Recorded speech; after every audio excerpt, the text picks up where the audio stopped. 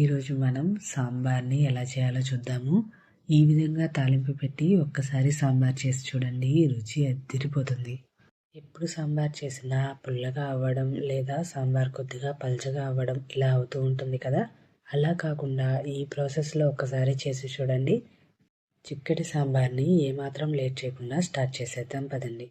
ముందుగా ఒక కుక్కర్లోకి 1/4 కప్పు వరకు కందిపప్పును తీసుకోవాలి. వెయిట్ వైజ్గా అయితే 150 గ్రాముల వరకు తీసుకున్నానండి. అలానే 2 స్పూన్ల వరకు శనగపప్పును తీసుకోవాలి.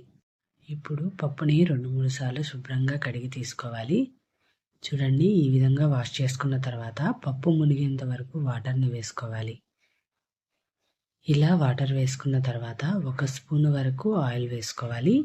ఇలా ఆయిల్ వేయడం వలన పప్పు అనేది పొంగకుండా ఉంటుందండి. సో ఆయిల్ అనేది కంపల్సరీగా వేసుకోండి.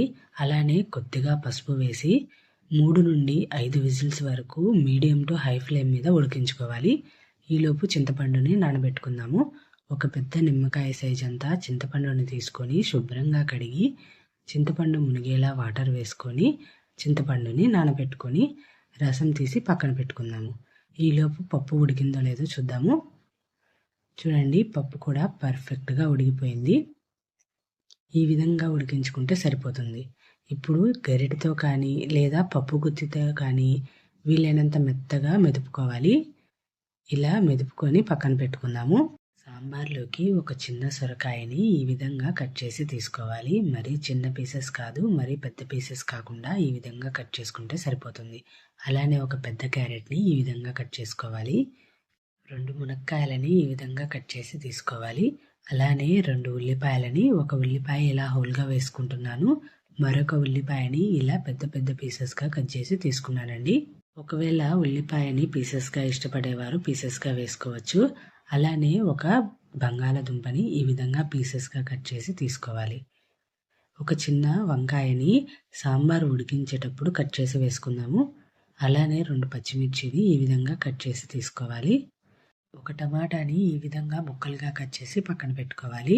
అలానే ముక్కలన్నీ ఒక బౌల్లోకి వేసుకొని కొద్దిగా పసుపు, ముక్కలకి సరిపడినంత ఉప్పుని వేసుకోవాలి. అలానే చింతపండు నుండి రసం తీసి పక్కన పెట్టుకున్నాం కదా, ఆ చింతపండు రసాన్ని కూడా ఈ ముక్కల్లోకి వేసుకోవాలి. చింతపండు రసాన్ని వేసుకున్న తర్వాత ముక్కలు మునిగేంత వరకు వాటర్ని వేసుకొని ఒకసారి అంతా మిక్స్ చేసుకొని లో టు మీడియం ఫ్లేమ్లో ముక్కలు మగ్గేంత వరకు మగ్గించుకోవాలి. ఇక్కడ నేను పచ్చిమిర్చి, వంకాయ, టమాటాని వేసుకోలేదండి. అవి త్వరగా మగ్గిపోతాయి కదా. సో వాటిని ఫైనల్లో యాడ్ చేసుకుందాము. పప్పుని వేసుకునేటప్పుడు వంకాయ ముక్కల్ని కూడా యాడ్ చేసుకుందాము. ఈలోపు మన మునక్కాయ ముక్కలు మగ్గాయో లేదో చూద్దాము. చూడండి, మునక్కాయ ఈ విధంగా మగ్గితే సరిపోతుంది.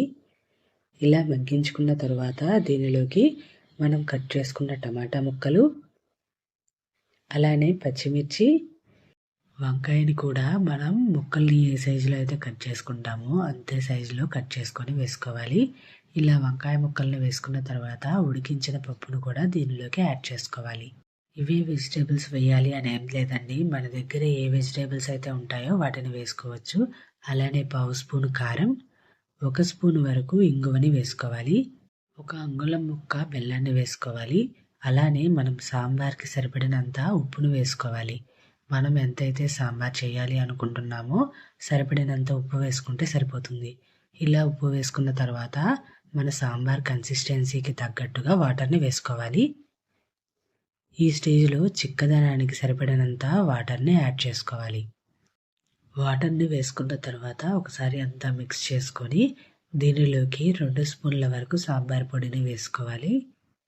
ఇలా సాంబార్ పొడిని వేసుకున్న తర్వాత మరొకసారి మిక్స్ చేసుకొని మీడియం టు హై ఫ్లేమ్ మీద వంకాయలు సాఫ్ట్గా అయ్యేంత వరకు ఉడికించుకోవాలి.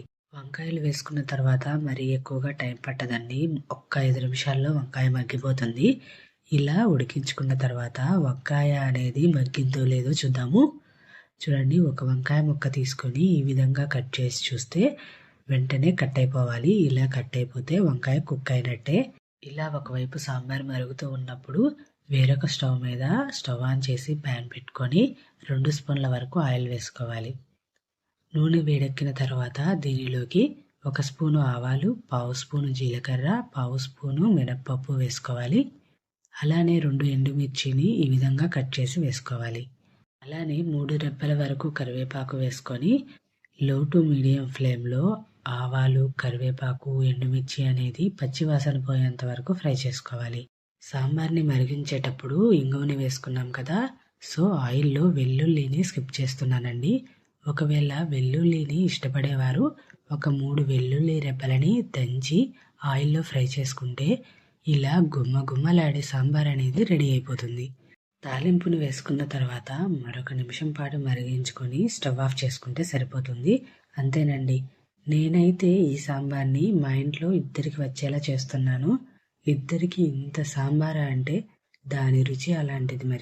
మరి మీరు కూడా ఈ విధంగా సాంబార్ని ప్రిపేర్ చేసి హ్యాపీగా ఎంజాయ్ చేయండి. ఈ రెసిపీ నచ్చినట్లయితే నా ఛానల్ని లైక్ చేయండి, షేర్ చేయండి, సబ్స్క్రైబ్ చేయండి. అలానే మీ ఫ్రెండ్స్ అండ్ రిలేటివ్స్కి షేర్ చేయండి. Thanks for watching.